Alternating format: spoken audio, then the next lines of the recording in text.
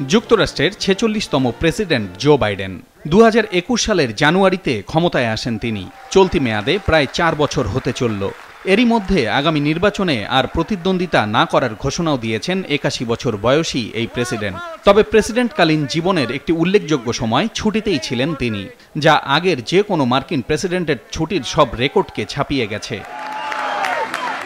আসন্ন প্রেসিডেন্ট নির্বাচনকে ঘিরে সম্প্রতি একটি প্রতিবেদন প্রকাশ করেছে বিরোধী রিপাবলিকান ন্যাশনাল কমিটি, যেখানে বাইডেনের অতিমাত্রায় ছুটি কাটানোর বিষয়টি তুলে ধরা হয়েছে।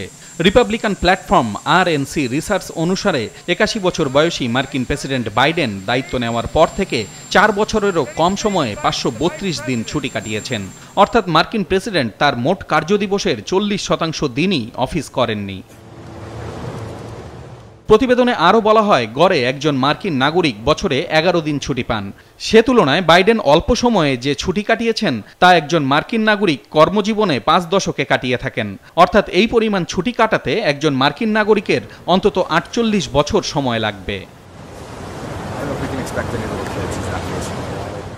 রিপাবলিকান সিনিয়র নেতারা সমালোচনা করে বলেছেন, বিশ্বব্যাপী এত অনিশ্চয়তা আর অভ্যন্তরীণ বিভিন্ন চ্যালেঞ্জের মধ্যে প্রেসিডেন্টের এই দীর্ঘ সময় ছুটি কাটানো খুবই দৃষ্টিকটু।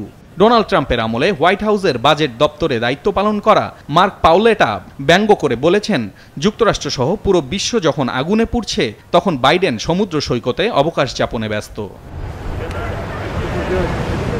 সাবেক মার্কিন প্রেসিডেন্টদের সঙ্গে তুলনা করলে দেখা যায় বাইডেনই প্রেসিডেন্ট হিসেবে সবচেয়ে বেশি ছুটি কাটিয়েছেন। ডোনাল্ড ট্রাম্প তার মোট কার্যদিবসের ২৬% দিন ছুটিতে ছিলেন, আর বারাক ওবামা ও রোনাল্ড রিগান তাদের মোট কার্যদিবসের ১১% ছুটি কাটিয়েছেন। আরেক সাবেক মার্কিন প্রেসিডেন্ট জিমি কার্টার তার ৪ বছরের শাসনামলে মাত্র ৭৯ দিন ছুটি নিয়েছিলেন।